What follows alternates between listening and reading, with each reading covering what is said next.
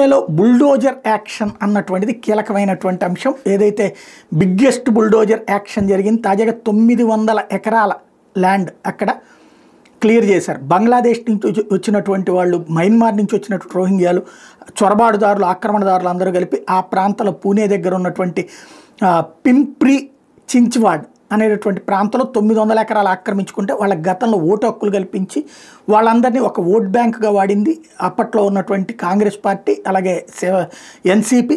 దాన్ని మీదన కోర్టు అప్పట్లో ఆర్డర్ వేస్తే కూడా శివసేన ప్రభుత్వం ఆపింది. బట్ ఇప్పుడు బీజేపీ సర్కార్ మళ్ళీ గెలిచినటువంటి నేపథ్యంలో టోటల్గా 5,000 మంది అక్కడ ఈ విధమైనటువంటి అక్రమ నిర్మాణాలు చేసుకున్నారు. అందులో తుక్కు షాపుల దగ్గర నుంచి రకరకాలైనటువంటి అక్రమ నిర్మాణాలు ఉన్నాయి. వాటన్నిటిని క్లియర్ చేస్తూ జరిగింది. 30 పిటిషన్స్ దీని మీద హైకోర్టులో రావడం, హైకోర్టు దాంట్లో ఎట్టి పరిస్థితుల్లో తొలగింపుకి అడ్డు లేదని తేల్చి చెప్పడంతో బుల్డోజర్లు పెద్ద ఎత్తున పనిచేసినాయి.